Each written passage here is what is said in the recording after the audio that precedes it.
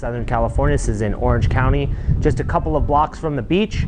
We're in framing. So in one of the previous videos, you'll see that we talked in a bit more detail about the structural hardy frames and everything needed to get to this stage, the anchor bolts, and you'll have to check that out if you're interested. But where we're at is we completed all the undergrounds. Naturally, we did all of the pre-development to get to this stage with civil, structural, engineering, soils, grading, I mean, everything needed to get to this stage. But then we were able to do all the underground electrical, plumbing. Those are the electrical sweeps that run everything underground, so we don't have any wires showing other than the ones that'll be behind the drywall through the walls here, through the studs, and then underground plumbing. You'll see this is some of the underground plumbing. This is where the island goes. So we did all the underground, then we poured the slab. So we had the inspection come out, the inspector for the city come out, inspect, approve, then we poured the slab. So this was a 2-pour system. You'll have to check out the video on the monolithic pour, but this was a 2-pour where we did all of the footings around the perimeter, the building envelope as it's termed, and then we did pour the slab itself after the rebar was tied in to the footings. At this stage, we've then got into construction. The framing has gone up. We did all of the lumber takeoffs. So we looked through the 2nd floor framing and 3rd floor framing plans. And we were able to get a cut sheet with all the list of materials, all of the different studs, beams, etc. for the framing portion, ordered those, got the lumber drops, and then have gone really quickly with framing. So we're really excited about that. We've also done a couple of steel elements to this project that I'll show you now. So once we've got the framing up, then the next thing is we're looking at the structural integrity of the property. So there's something that I've referred to a couple of times called hardy frames. Those are metal, they actually look like this. So those are metal pieces that go and help the structure, but in addition, in some conditions, the structural engineer will require that we have some I-beams. They're actually flange beams, W beams, and you'll see up there, that is commonly termed as the I-beam, but these are the structural elements that will continue to uphold the weight of the property and just keep it, structurally sound. So there's one here. We put this up with a grade-all. It's actually, it was a 42-foot telehandler, which is commonly termed in the industry as a grade-all. It's a mixture of like a crane meets a forklift, but it was an excellent day. So we're standing in the elevator. So this is going to be the elevator. This is a 3-story property.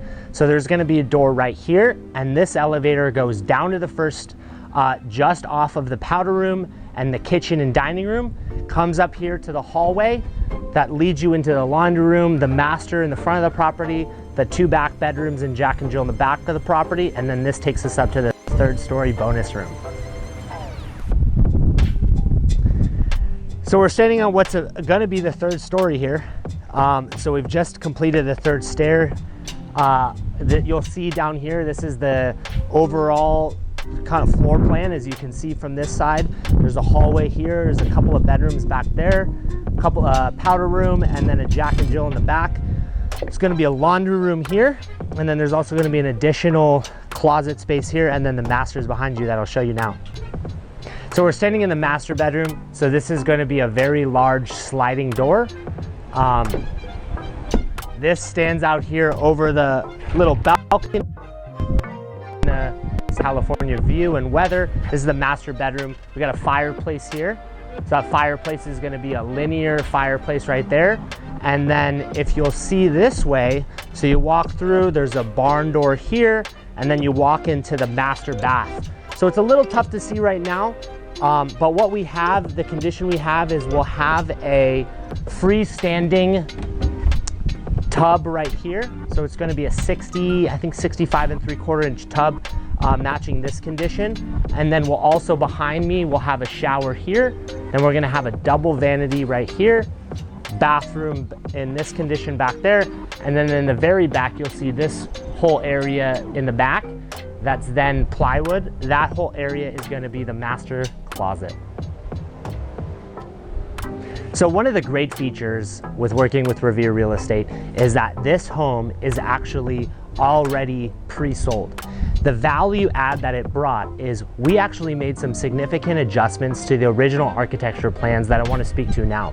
The homeowner really liked the idea of some additional spaces, and I'm going to get to it in a second. The way I'd like to explain it is that this whole condition from this area here to this area here was all, so it was going to be like an upstairs lounge area, reading nook, and it was a pretty large condition here on the second story. But what we actually did is, because these original architecture plans had a very, very small laundry room, it was like in a closet. What we decided to do is we made this room and this room walled off. Now this is going to be an additional closet space. So the homeowner was really interested in having additional closet space for shoes and bags, and